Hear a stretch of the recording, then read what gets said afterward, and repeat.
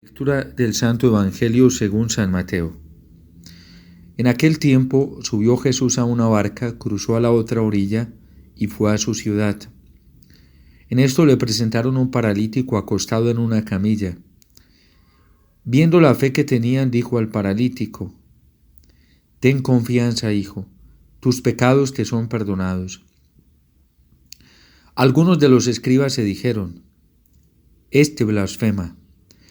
Jesús, sabiendo lo que pensaban, les dijo: ¿Por qué pensáis mal en vuestros corazones? ¿Qué es más fácil decir: tus pecados te son perdonados, o decir: levántate y echa a andar? Pues para que vean que el Hijo del Hombre tiene potestad en la tierra para perdonar pecados, entonces dice al paralítico: ponte en pie, coge tu camilla y vete a tu casa. Se puso en pie y se fue a su casa.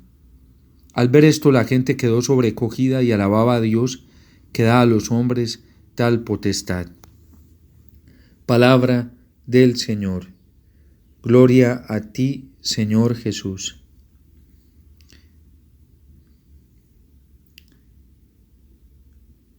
El Evangelio, tanto el Evangelio como la primera lectura y aún en Salmo, nos centran en la autoridad que proviene de Dios, la potestad que viene de Dios. Termina diciendo el Evangelio de San Mateo que la gente se quedó sobrecogida y alababa a Dios, que da tal potestad a los hombres. ¿De dónde le viene a Cristo la potestad que tiene no solamente para curar, para predicar, y sino también para perdonar los pecados? Le viene de la voluntad del Padre, le viene de Dios. Le viene de la fidelidad a Dios, de la fidelidad a su voluntad. ¿De dónde le viene la autoridad a Amós para ir a denunciar al pueblo todas las perversidades e infidelidades que han cometido y los castigos que le van a sobrevenir si no se arrepienten y si no se convierten? La autoridad como profeta Amós le viene de Dios. Le viene del querer de Dios, porque ha sido Dios quien lo ha creado. Ha sido Dios quien lo ha marcado con un sello especial, y ha sido Dios quien lo ha llamado para una misión específica: ir a anunciar y a denunciar al pueblo todo lo que Dios le ha comunicado, todo lo que Dios le ha mostrado, le está mostrando. Esta autoridad que proviene de Dios y que Dios también se la da a los hombres, genera escándalo. El testimonio del libro del profeta Amós nos lo cuenta hoy, cómo el sacerdote Amasías se escandaliza por todo lo que está haciendo Amós, por lo que está diciendo Amós, por las denuncias que viene haciendo y por las advertencias que Amós viene diciendo de parte de Dios para el pueblo, y el llamado a la conversión que le está haciendo para que se conviertan de sus injusticias, para que se conviertan de sus infidelidades, para que se conviertan del culto incoherente que le están dando a Dios. El sacerdote le reclama al profeta Amós, es más, el sacerdote le reproche y le pide a Amós que se vaya de la tierra de Israel, que no es bienvenido en esta tierra y que no es aceptado allí en esta tierra. Vidente, vete, huye al territorio de Judá. Allí podrás ganarte el pan y allí profetizarás, pero en Betel no vuelvas a profetizar, porque es un santuario del rey y la casa del reino. ¿Y qué responde Amós ante este reproche, ante esta amenaza, ante esta aseveración del sacerdote Amasías? Que él no es profeta ni es hijo de profeta, que solo es un pastor y cultivador de sicomores, pero que tiene la autoridad que Dios le ha dado para apacentar el rebaño, y Dios de su rebaño lo ha arrancado de ser un pastor de ovejas, y Dios le ha dado la autoridad para profetizar. El sacerdote Amasías pone en cuestión la misión profética de Amós, pero Amós no se deja intimidar y con mucha libertad le dice que esa autoridad para ser profeta no le ha venido de una institución jurídica y no le ha venido de parte de los hombres, sino que esa autoridad y esa potestad para predicar, para anunciar, para denunciar, le viene de Dios, porque ha sido Dios quien lo sacó dentro de su rebaño, y ha sido Dios quien lo ha llamado, y ha sido Dios quien le ha encomendado una misión específica, y es Dios quien le está mostrando todas las perversidades en las que el pueblo está cayendo y debe denunciárselas, y si el pueblo no se corrige, pues entonces el pueblo va a perecer. ¿Qué es lo que le incomoda a las autoridades jurídicas como el sacerdote Amasías o al rey? Le incomoda que Amós tenga una autoridad como la que tiene y que se esté valiendo de esa autoridad para predicar cosas al pueblo que no debería estar predicando, que solamente le correspondería a algunos que tienen autoridad jurídica.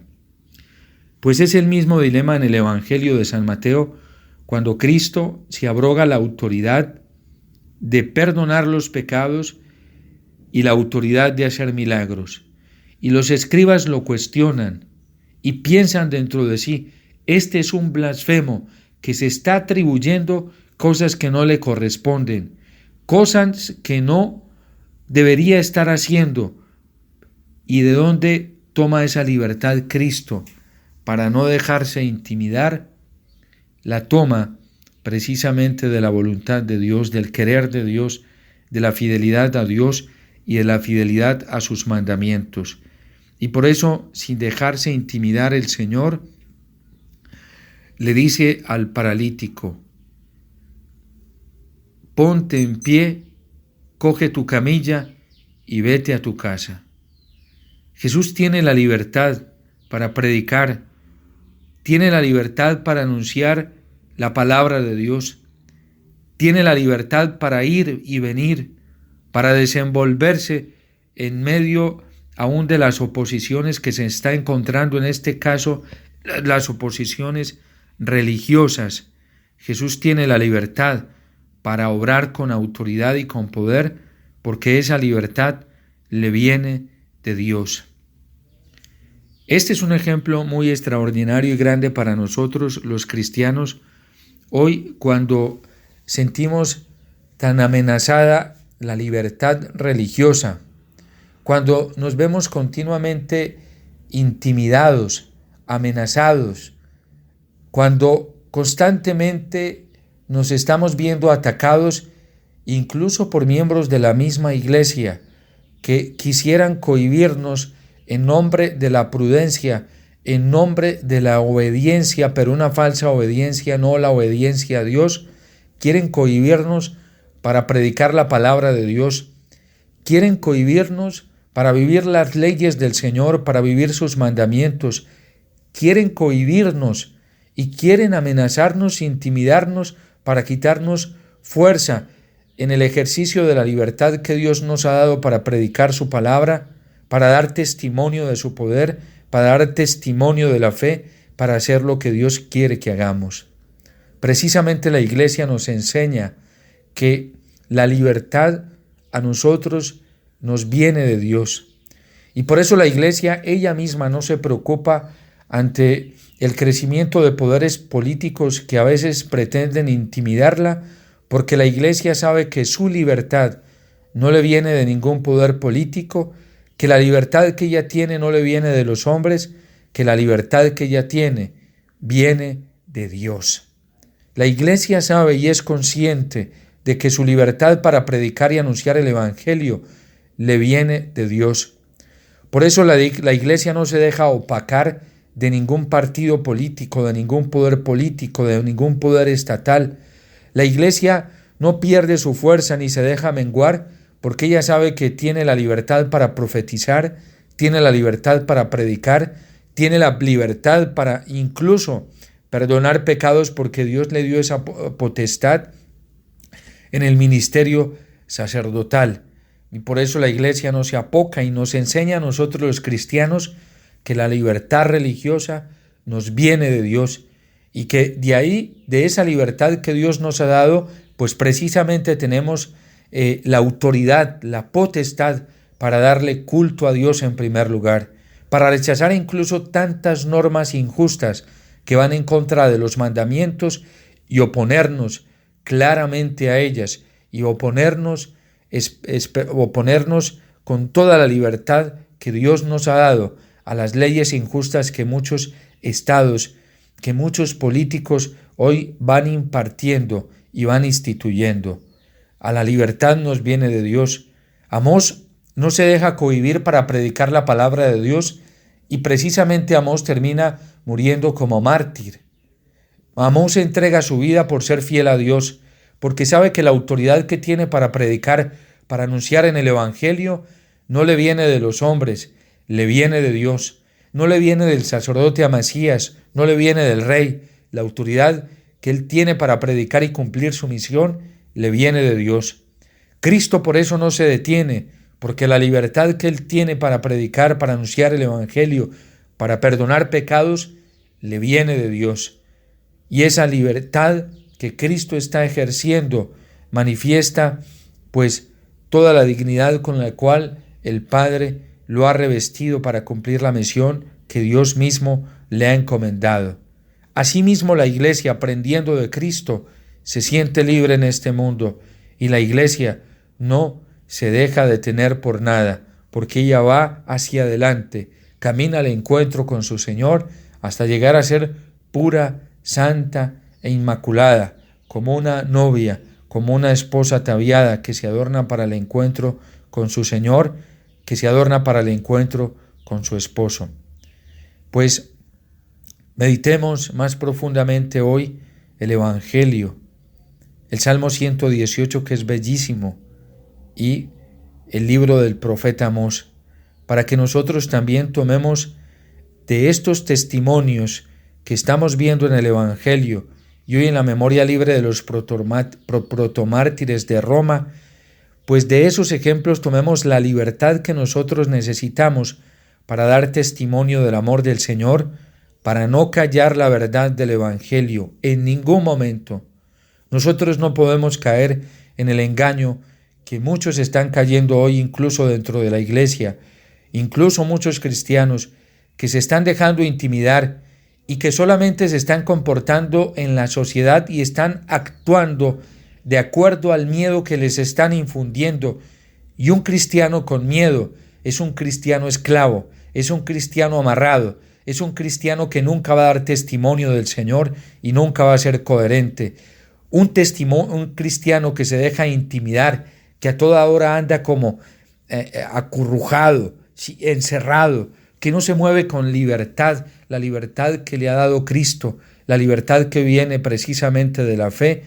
Un cristiano así es un escándalo para el mundo, porque no va a hacer arder al mundo, no va a despertar este mundo, no va a despertar la sociedad, no la va a encender, simplemente va a ser una lámpara que se encuentra tapada con un celemín y que no brilla.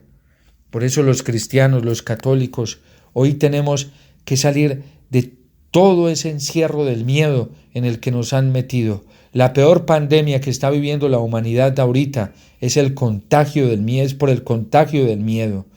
La peor pandemia que estamos viviendo los católicos, los cristianos, viene precisamente por el contagio del miedo. Y en Colombia sí que lo hemos vivido en esos 2 últimos días, porque nos hemos dejado intimidar, y nos hemos dejado intimidar porque ya no confiamos en el Señor, porque no somos fieles a sus mandamientos, porque no nos estamos fiando como Cristo y el profeta Amós se fían solamente del Señor, de su poder, de su autoridad y de su voluntad. Eso nos está pasando a muchos cristianos, y eso nos está pasando a muchos colombianos. ¿Quién dijo que nosotros los cristianos tenemos miedo?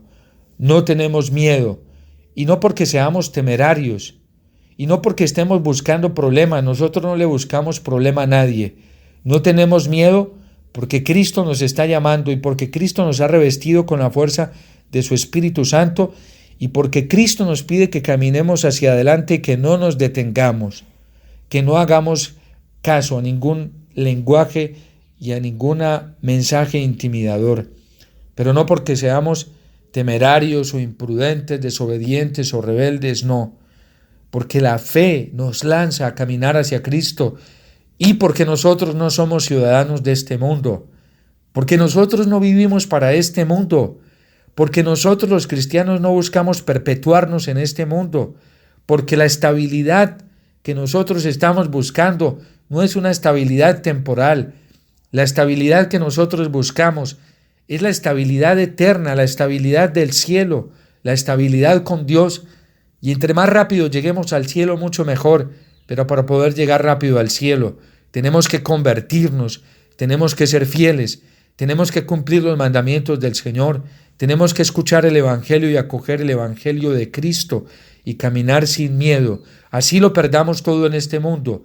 Es que entre más rápido lo perdamos todo en este mundo, más rápido ganaremos la gran riqueza, el gran tesoro que es Cristo, como nos recuerda la parábola del Evangelio en San Mateo, de aquel hombre que vio en un campo un gran tesoro, fue y vendió todo lo que tenía, es decir, fue y perdió todo lo que tenía para poder quedarse con aquel campo, lo compró y se quedó con el tesoro que estaba allí en este campo.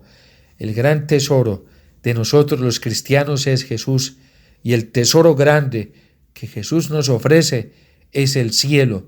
Nosotros no somos ciudadanos de esta tierra, por eso no podemos comportarnos como ciudadanos de esta tierra.